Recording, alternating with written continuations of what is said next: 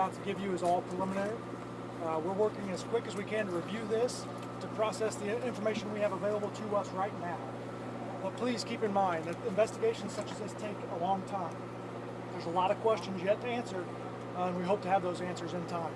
But tonight we'll do our best to give you the best information that we have available to us at this time. At about 4:40 this afternoon, members of the Indiana Crime Guns Task Force, including 2 IMPD officers and 1 ISP trooper, were conducting an investigation. They encountered the target of their investigation, who was an adult male wanted on a violent, serious felony warrant. He was the passenger inside of a vehicle at 40th and Keystone. As officers moved in to apprehend the suspect, he exited the vehicle with a handgun in his hand. Officers engaged, 3 officers engaged with the suspect, and the suspect is deceased at the scene here. No officers were injured. We've also checked the neighborhood for any bystanders or uninvolved parties, and there are no uninvolved parties or bystanders injured. The driver of the vehicle got out of the vehicle safely and was taken into custody before the shooting occurred. Right now she is being detained, but at this moment she is not under arrest. So right now, again, all this information is preliminary and subject to change, but we'll take a few questions now. If she got out of the vehicle and was taken into custody before the shooting occurred, that tells me that some time evolved as this incident unraveled. Yeah, she wasn't in custody when the shooting happened, but she was out of the vehicle. Did the suspect fire? Very preliminarily, all indications right now are yes, but again, very preliminary review of the information we have is that the suspect fired away. We have recovered a handgun on the scene that was lying directly next to the suspect on the ground.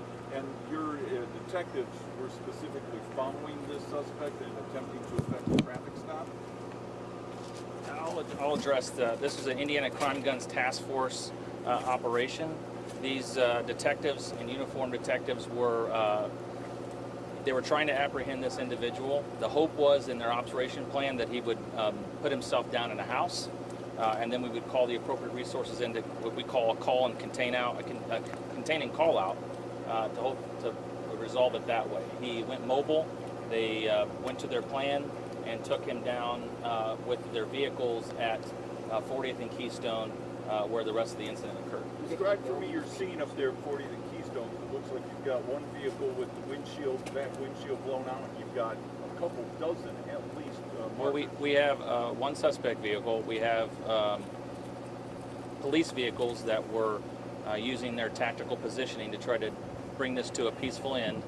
They got the driver out, who was a female, out with no problem. The male, as soon as the female cleared the area, exited the vehicle with a handgun in his hand. Any idea on how many shots were fired? Not yet. Why couldn't you guys have waited until you got to the house? You said you were trying. Well, we can play the what if game. What if he didn't get out of the car with a handgun in his hand and pointed at officers? So that's where we're at, right? Our officers are tasked, specifically the Indiana Crime Guns Task Force is tasked with going after the most violent people in the city of Indianapolis. These are not random targets.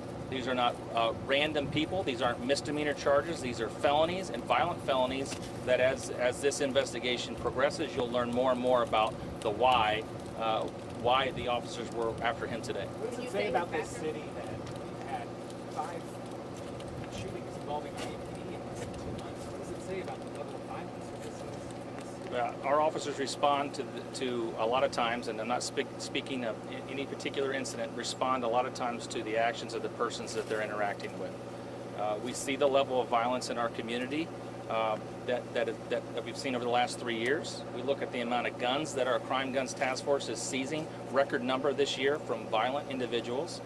Just you all did a story yesterday about the number of guns seized at the Indianapolis airport. Lots of people have guns.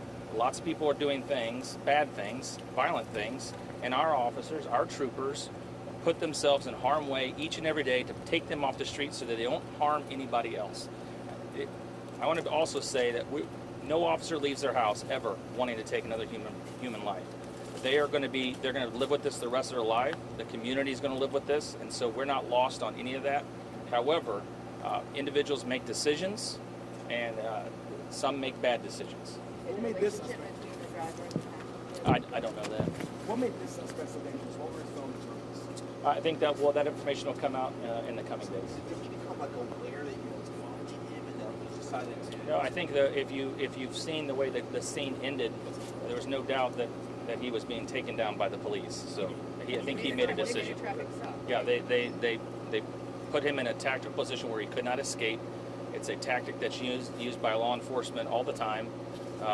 It keeps them safe. It keeps the community safe, and he knew that he was being stopped.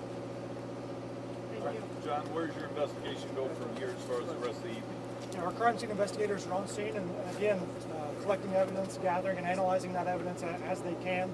So we'll be here for several hours, and I expect Keystone Avenue will be closed for the next 3 or 4 hours in this area. Once we leave the scene here, our investigation is not over. We have witnesses to speak to, we have the officers to speak to, and we have evidence to analyze. And so all of that will occur in the coming days, weeks, and even months until we have all the answers we're looking for. How many officers will be placed on administrative leave? Yeah, I can speak specifically for the trooper who was involved. Will be placed on administrative leave with pay until this investigation comes to a point where he can come back to work. The same for IMPD officers as a standard practice. They'll be placed on administrative leave pending several things in the process. I also want to remind people this is an Indiana State Police investigation, so some of the things that you may be used to from the Indianapolis Metropolitan Police Department may not always occur. This is their process. We'll be following their process, and just want to make sure I get that in and that we're all clear on that. So One more question.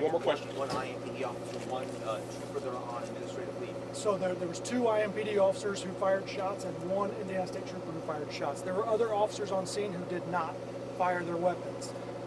Again, this investigation is going to take time, and we really appreciate your patience. And we'll get information out as fast as we can, but we can't speculate. We can't create information. We have to wait for the details that come from the investigation. I did forget one more thing. Multiple body cam videos were on and operational.